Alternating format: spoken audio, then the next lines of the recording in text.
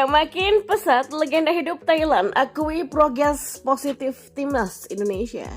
Di informasi bola selanjutnya, keok digampar China pakai VAR, tamat sudah gaya brutal pemain Vietnam.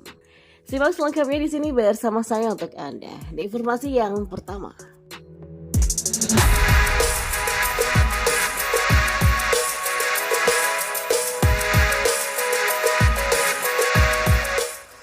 Ya, selama berada di bawah nahkoda Sinteyong, kualitas tim nasional Indonesia meningkat pesat.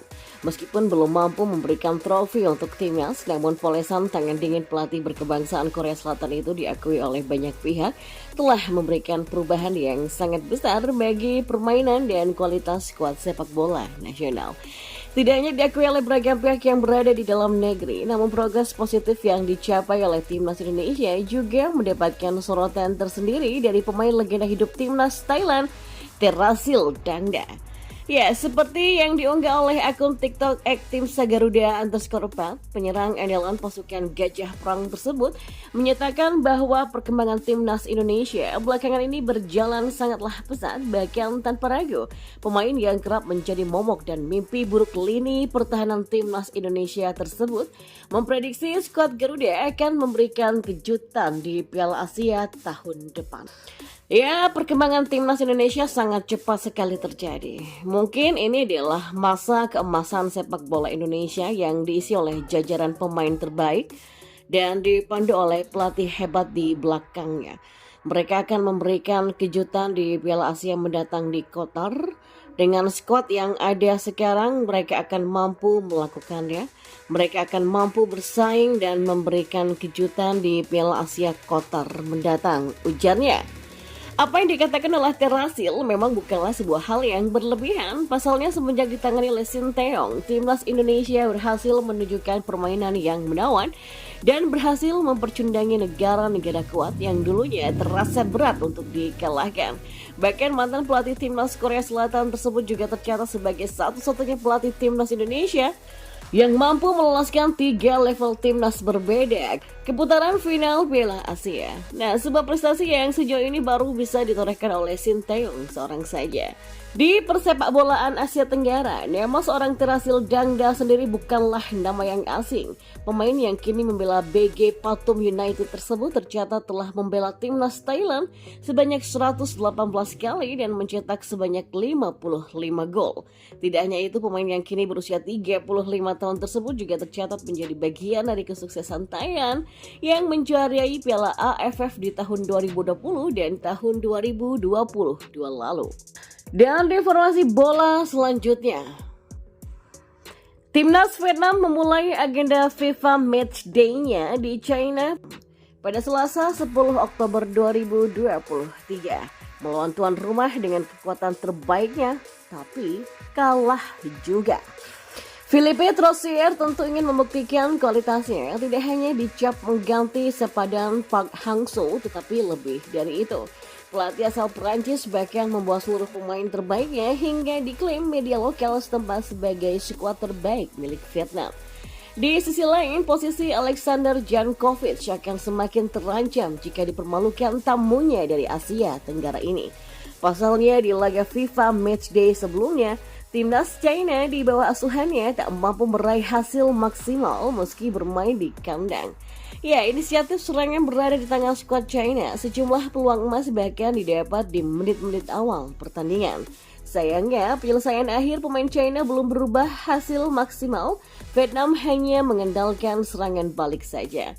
Dengan sesekali melakukan penguasaan bola, namun belum berhasil menembus lini bertahan pasukan negeri tirai bambu itu. Ya, dominasi China tak berarti apa-apa meski mampu mencatat 7 tembakan ke gawang dengan hanya 1 mengarah sasaran. Sementara Vietnam mencatat 5 tembakan dengan 2 mengarah ke gawang. Meski begitu, penguasaan bola sempat menjadi milik mereka dengan 55% di babak pertama. Vietnam bermain dengan skema yang sama di babak kedua, bahkan di awal laga mampu mencatat 65% penguasaan bola. Namun, China yang sabar menunggu memanfaatkan momentum serangan baik untuk mencari celah mencetak gol. Nyaris 1 jam bagi tuan rumah untuk bisa membobol gawang Vietnam. Momentum itu terjadi pada menit ke-56. Wang Qiming memanfaatkan bola hasil umpan silang dari sisi kiri pertahanan Vietnam. Sepakan setengah volinya mampu mengecoh kiper lawan. Sontak saja gol tersebut membuat seisi Dalian Soyuan Stadion bersorak ria menyambutnya.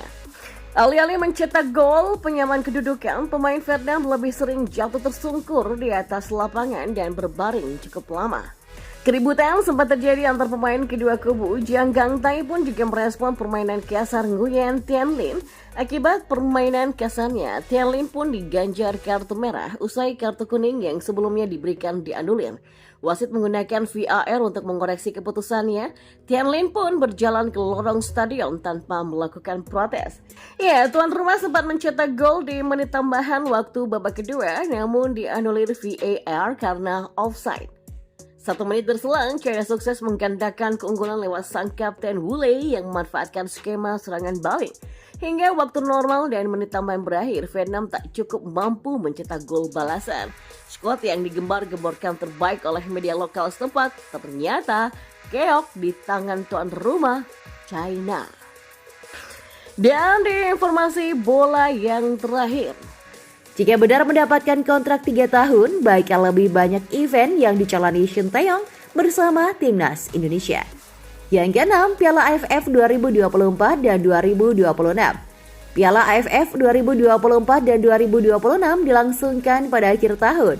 Berhubung gagal di 2 penampilan perdana, 2020 dan 2022, Shin Tae-yong diprediksi membidik trofi pada edisi 2024 dan 2025.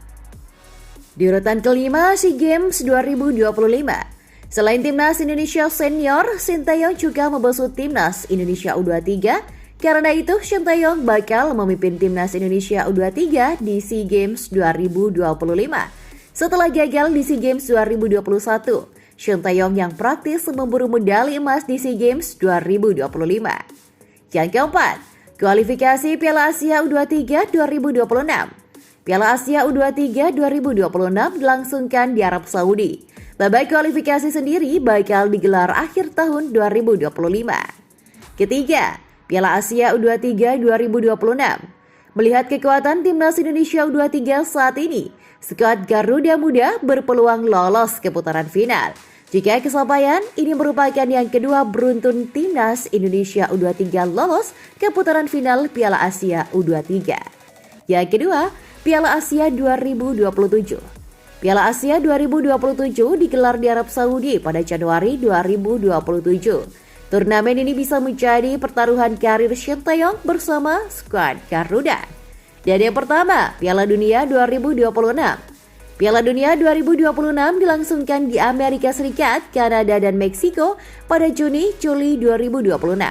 Timnas Indonesia bisa mengintip peluang lolos, mengingat Asia mendapatkan 8 slot tampil di putaran final.